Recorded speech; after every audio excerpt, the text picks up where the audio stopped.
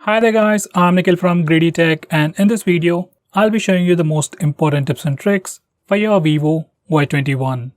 By the way, I'll also be posting a dedicated video for the best features where I'll be talking about all the features offered by this phone. So definitely check out that link as well. Link will be in the description. Now with that said, I'll first start off with the navigation gestures. First, I'll start off with the navigation gestures. Once you enable this feature, you can just swipe from the bottom of the screen to go home. You can swipe and hold for recent apps, and finally, you can swipe from the left side or right side of the screen to go back a step. You can also swipe diagonally from the bottom left corner or bottom right corner to trigger Google Assistant. Next, we also have some camera gestures. We have touch, voice, and palm. If you enable the touch gesture, you can just touch the preview screen to take a picture. And if you enable the voice gesture, you can say cheese to take a picture. And finally, if you enable the palm gesture, you can just show your palm to take a picture.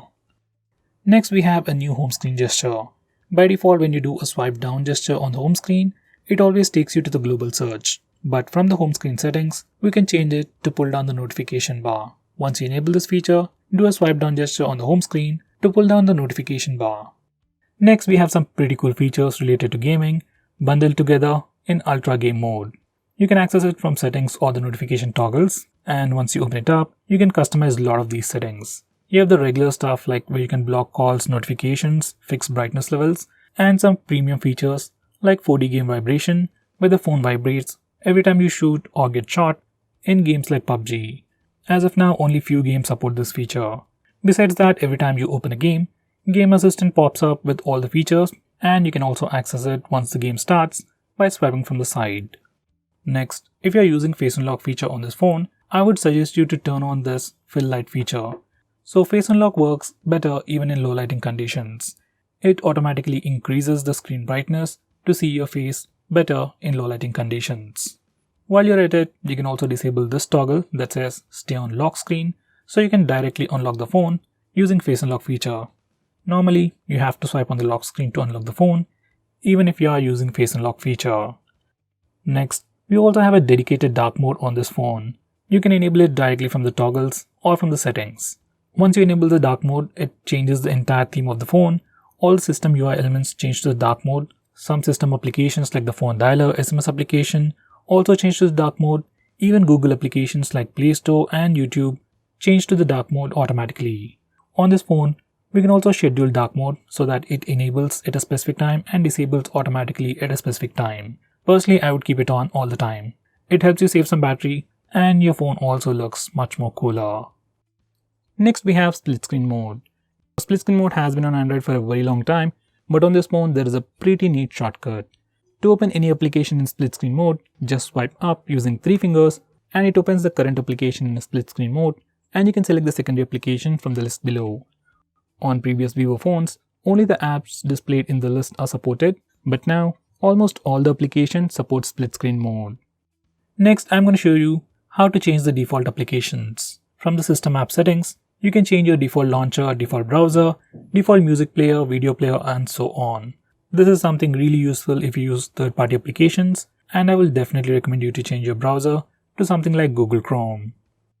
Next, we have flashlight notifications, and you can enable them from accessibility settings. And once you enable this feature, every time you get a call or a message, your phone's flashlight blinks. It's a pretty cool feature. Next, we have a pretty unique feature on this phone called Smart Click, which will allow you to perform a quick action. These are the settings. You can perform multiple tasks, but personally I use it to turn on and turn off flash.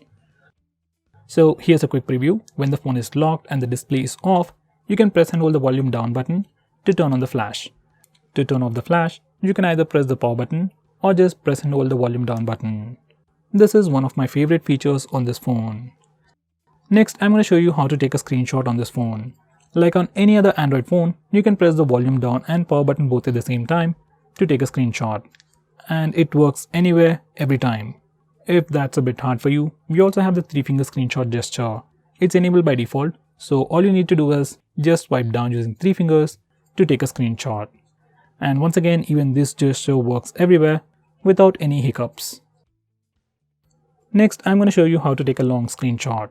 For that, first we need to take a normal screenshot. You can either use the buttons or the gesture, and then click long screenshot. Now we need to click the next button. Once you're done, click save, and you'll get a long screenshot. Next, we can also display the battery percentage on the status bar.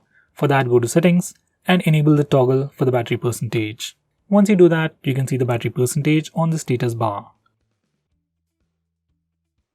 Next, if you want to display the network speed or your internet usage on the status bar, just enable this toggle.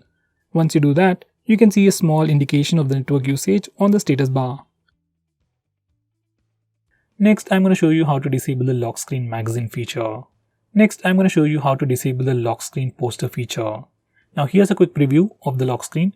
Every time you go to the lock screen, you see a different wallpaper. Some people like it, some people don't. If you want a fixed wallpaper or if you just want to disable this feature, just go to the lock screen settings and disable this toggle. Once we do that, we get a fixed lock screen wallpaper.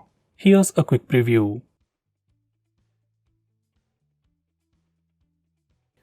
So guys, these are the most important tips and tricks for your Vivo phone. If I missed out on anything important, do let me know by commenting below this video, and definitely check out my video on the best features. Link will be in the description. If you're planning to buy this phone, use the link in the description. It always helps the channel. And if you want us to make any specific video, tweet out to us with the hashtag AskGreedyTech on Twitter and we will try to make it as soon as possible. I'm Nikhil from GreedyTech signing off. Have a nice day.